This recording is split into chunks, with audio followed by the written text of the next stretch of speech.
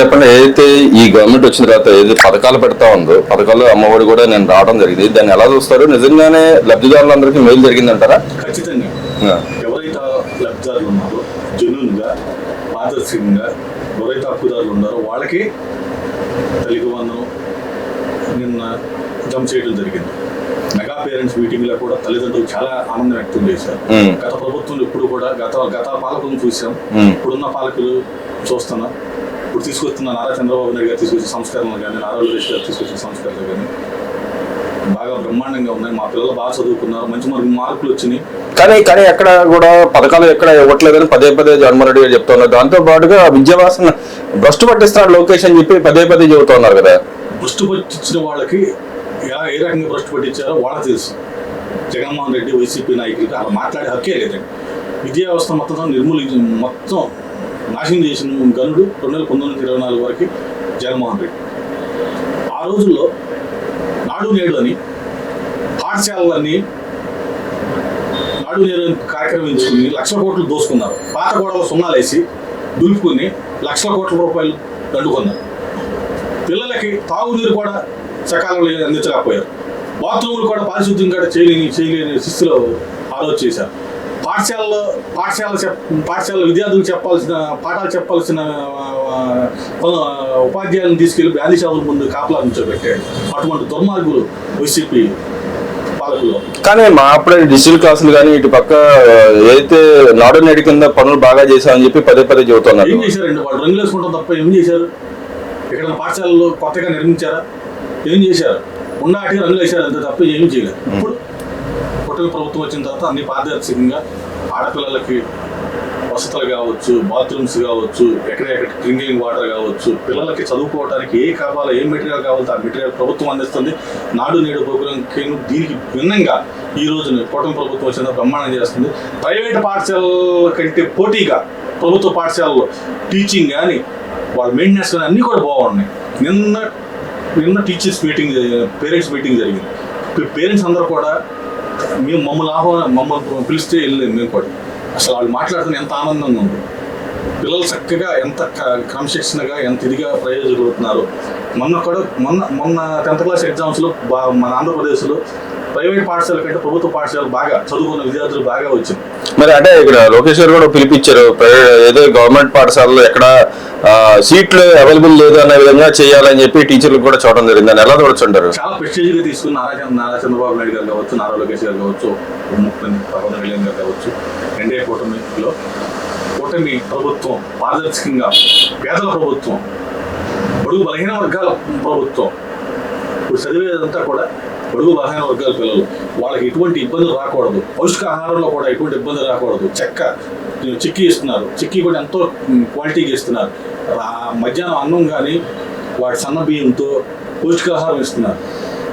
చదువుకునే పిల్లలు ఎక్కడ కూడా ప్రైవేట్ పాఠశాలకి ధీటుగా ఎక్కడ గవర్నమెంట్ పాఠశాలలో చదువుతున్నాం అన్న ఫీలింగ్ లేకోకుండా ప్రైవేట్ పాఠశాలలో చదువుతున్నాం లగ్జరీగా అంత లగ్జరీగా ఉండకపోవచ్చు. కానీ ప్రభుత్వ పాఠశాలలో వాటి తగ్గట్టుగా క్వాలిటీ మెయింటైన్ చేస్తున్నారు. అంటే ఇక్కడ నేను చంద్రబాబు నాయుడు గారు కూడా ఒక మాట అన్నారు, టీచర్లకి మీరు సరిగ్గా పెర్ఫార్మెన్స్ చేయకపోతే మీ లోకేష్ గారు కూడా మార్కులు తగ్గిస్తా అని చెప్పి అన్నారు. దాన్ని ఎలా చూడొచ్చు? 100% అంత క్రమశిక్షణ గల నాయకులు చంద్రబాబు నాయుడు గారు, క్రమశిక్షణ గల పార్టీ తెలుగుదేశం పార్టీ. దానిలో ఎవరైనా సరే నిబద్ధతతో పనిచేయాలి. చంద్రబాబు నాయుడు గారు ప్రభుత్వంలో ఈ పాలనలో ప్రభుత్వ ఉద్యోగులైనా సరే ఎవరైనా అసత్వం వహిస్తూ ఒప్పుకోరు. అలానే ప్రభుత్వ ఉద్యోగులు ఎవరైనా మాట్లాడినా కూడా బాబు గారు ముఖ్యమంత్రి గారు ఒప్పుకోరు. ప్రభుత్వంలో అందరూ కూడా పని చేయాలి, కష్టపడి పని చేయాలి, మంచి పేరు ప్రఖ్యాతలు తీసుకురావాలి. అంటే తగ్గట్టుగా పనిచేస్తే వాళ్ళకి ప్రమోషన్లు కావచ్చు, ఇంకా ప్రమోషన్ ఇచ్చి వాళ్ళని ఎంకరేజ్ చేస్తారు. మరి ఇక్కడ చూసుకుంటే ఇంకో విషయానికి వస్తే బీసీలని అడగదొక్కుతుంది ఈ గవర్నమెంట్. దాంతో భాగంగా బీసీల మీద అక్రమ కేసులు బనాయిస్తా ఉన్నారు అని చెప్పి మాట్లాడుతున్నారు. ఏదైతే దాన్ని ఎలా చూడొచ్చు అంటే నిజంగా బీసీల మీద అక్రమ కేసులు పెడుతున్నారంటారా? బీసీలపై అక్రమ కేసులు పెట్టింది 2014 నుంచి 19 వరకు తెలుగుదేశం ప్రభుత్వం ఉండగా ఎన్ని కేసులు ఉన్నాయి? 19 నుంచి 24 వరకు ఎన్ని కేసులు ఉన్నాయి? 24 నుంచి 26 వరకు ఎన్ని కేసులు ఉన్నాయి? ఒక్కసారి మనం చిట్టా తీస్తే అర్థమైంది. ఆనాడు వైసీపీ ప్రభుత్వం వచ్చిన తర్వాత బీసీలను ఎంతమందిని అణిచివేశారు, ఎంతమందిని అక్రమ కేసులు పెట్టారు, ఎంతమందిని ఊసకొత్తకు చేశారు. చిన్న పిల్లవాడు అమర్నాథ్ గౌడ్ని కూడా చంపేసిన గనుడు, 10th క్లాస్ చదువుకునే విద్యార్థిని, చిన్న అపసంబంధం తెలియని పిల్లవాడు కూడా చంపేస్తే మాట్లాడని నాయకులు, దుర్మార్గులు ఇవాళ వచ్చి వీళ్ళు బీసీల గురించి మాట్లాడతారా? వీళ్ళకి వీళ్ళు చేసిన అక్రమాలు అన్నీ కూడా ఒకటి బయటకు వస్తున్నాయి అని ప్రభుత్వం లాగుతుంది. వీళ్ళు ఎక్కడ జైలు వేస్తారన్న భయంతో ఇవాళ బీసీ కులాన్ని అడ్డం పెట్టుకోవాలని ప్రయత్నం చేస్తున్నారు ఈ వైసీపీ నాయకులు. అంతేగాని ఆ భూదోపిడీ చేశారు. దాంతో మొత్తం ఏ వనరులు వదల, ఇసుక వదల, మైన్ వదల, వైన్ వదల, ఏది వదల. మరి ఇక్కడ చూసుకుంటే అయితే కొంతమంది నాయకులు, వైసీపీ నాయకులు అటు హోంమంత్రి మీద కానీ ఇటు పక్కన చంద్రబాబు నాయుడు మీద అనుచిత వ్యాఖ్యలు చేసిన వాళ్ళని కూడా అటు పక్క జగన్మోహన్ రెడ్డి గారు వాళ్ళకి ఒత్తాసు పలుకుతా ఉన్నాడు. చిన్నపిల్లవాళ్ళు యాక్సిడెంట్లు చేసినా కూడా చిన్నపిల్లాడు అది ఇదని మాట్లాడుతూ ఉన్నాడు కదా, ఎలా దొరుకుతుంటారు? ఒక ఉదాహరణ చెప్తానండి. ఒక నేరస్తుడు ఉన్నాడు, నేరస్తుడికి ఎటువంటి ఆలోచనలు వస్తాయి?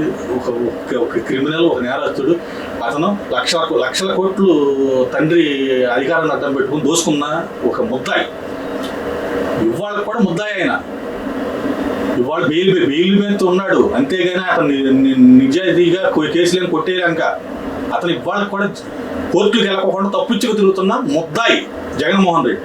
అతనికి వచ్చే ఆలోచనలు ఏమొస్తాయి? క్రిమినల్ ఆలోచనలే వస్తాయి. పసిపిల్లవాడు బండి ఎందుకు తోలాలండి? 18 సంవత్సరాలు పిల్లవాడు మైనరు, బండి ఎందుకు ఇవ్వాలి? ఇచ్చావు, తప్పు అయిపోయిందని ఒప్పుకోవాలి. అంతేగాని పిల్లవాడు తెలిసేది ఇప్పుడు చంపేస్తాడు, పిల్లవాడు వదిలేస్తారా? శిక్ష చేయరా పిల్లాడికి? ప్రాణాలు తెస్తారు. మరి ఇక్కడ చూసుకుంటే ఏదైతే విజయవాడలో జరిగిన లాకప్ డెత్ కేసు విషయంలో వచ్చేప్పటి అంత హడావుడి చేసిన వాళ్ళు ఇక్కడ వచ్చేసేపటికి ఎలా చూస్తారంటారు? ఇక్కడ చంపేసిన తర్వాత కూడా పిల్లాడు చిన్నాడు అని చెప్పి ఏదైనా శవ రాజకీయాలు చేయడానికి కానీ ఇంకోటి వాళ్ళు అనుకూలంగా మలుచుకుంటారు. అంతేగాని దాన్ని అక్కడ పబ్లిసిటీ చేసుకోవటానికి ఇప్పుడేమో వాళ్ళ నాయకులు కొడుకు కదా, ఎదటవాడు చేస్తేనేమో తప్పు, వాళ్ళు చేస్తే ఒప్పు. అంటే మరి కోడికత్తి సీన్ ఎలా చూడొచ్చుంటారు? ఇక్కడ కోడికత్తి సీన్ అని అసలు కోడికత్తి సీన్ పాత్ర లేదు. కోడికత్తి సీన్ బలి చేసేసారు అంతే. కోడికత్తి సీన్ని కావాలని అతను వాడుకుని, అతను కావాలని ఇరికించి జైల్లో బయటికి రాకోకుండా చిత్రహింసలు పెట్టి ఇబ్బంది పెట్టి, అసలు వాళ్ళ పాలకులు టీడీపీ గవర్నమెంట్లో జరిగితే మళ్ళీ వైసీపీ ప్రభుత్వం 5 ఏళ్ల పాలనలో కూడా వాళ్ళ కేసు తేల్చుకోకుండా అలాగే ఉంచి అతను జైల్లో మిగిలిపోతుంటే, టీడీపీ ప్రభుత్వం వచ్చిన తర్వాత టీడీపీ ప్రభుత్వం రాకముందే లాయర్లు వెళ్ళి ఇలా జరిగిందని చెప్పుకుంటే లాయర్లు స్వతంత్రం కేసు వేసి అతను బెయిల్ తెచ్చారు. మరి ఇక్కడ చూసుకుంటే రేపటి నుంచి మీ నియోజకవర్గంలో సోమవారం నుంచి కూడా ఇంటింటి ప్రచారం చేయబోతా ఉన్నారు. మీరు ఇచ్చిన హామీలు ఎంత మీద నెరవేర్చారంటారు? నిజంగానే మీరు ప్రజలకు వెళ్ళగలరా అంటారా? ఖచ్చితంగా వెళ్తాం. మేము ఇచ్చిన 100% మేము ప్రజలకు మేలే చేసాం. మేము ఇచ్చిన హామీలు అన్నీ ఇచ్చేసామని చెప్తారు. 1-2 పెండింగ్ ఉన్నాయి, అవి కూడా ఇచ్చేస్తారు. పెన్షన్లు కూడా నెక్స్ట్ మంత్ ఇచ్చేస్తారు. 1-2 పెండింగ్ ఉన్నాయి. అసలు మేము ఇచ్చిన హామీల కంటే ఎక్కువ చేసాం. అంటే బలంగా చెప్పుకోవాలంటే ఏం చెప్పుకోగలరు మీరు? మేము చెప్తాక ఏం ఇబ్బంది లేదు. మేము ప్రజలకు మేలు చేసాం. బీసీలకి 1,50,000 కోట్ల రూపాయలు బడ్జెట్లు కేటాయించి నిధులు వెచ్చించి ఖర్చు చేస్తున్నాం. బీసీలకి రాష్ట్ర జనాభాలో 50% పైగా ఉన్న బీసీలకి 1,50,000 కోట్ల రూపాయలు ఇచ్చిన ఘనత మాది 2 సంవత్సరాలు. మరి అదే చెప్తాం. వెళ్ళి ముందు ప్రతి ఇంటికి వెళ్తాం. గ్యాస్ బండ్లో ఇచ్చాం ఫ్రీగా. ఆడపిల్లలకు బస్సు, ఆడవాళ్ళకి బస్సు ఫ్రీగా ఇచ్చాం. ఈ దివ్యాంగులు కూడా బస్సు మేము పెట్టలా ప్రపోజల్లో, అసలు హామీలు ఇవ్వాలి. అయినా కూడా దివ్యాంగులు కూడా ఫ్రీ బస్సు ఇచ్చాం. అంటే ఇంకా నెరవేర్చిన హామీలు ఉన్నాయి. ఎంతమంది పిల్లలు ఉంటే అంతమందికి ఇచ్చాం. ఆడలాగా ఫస్ట్ ఎంతమంది ఉంటే అంతమందికి అని చెప్పి తర్వాత ఒకటికే ఇంట్లో ఒకటికే ఇవ్వలేదుగా. ఇప్పుడు 7 ఉన్నా, 8 మంది ఉన్నా, 10 మంది ఉన్నా 10 మందికి ఇచ్చాం మేము. అంటే ఇక్కడ ఇంకా బాకీ పెడతా ఉన్నాడు చంద్రబాబు నాయుడు పేద ప్రజలకి. పెట్టాడు. అంగన్వాడీ టీచర్లు కూడా మేము ఇచ్చాం. ఇప్పుడు 50,000 మంది అంగన్వాడీ టీచర్ పిల్లలకు కూడా మేము అదనంగా ఇస్తున్నాం. అతను ఎగ్గొట్టినవన్నీ కూడా.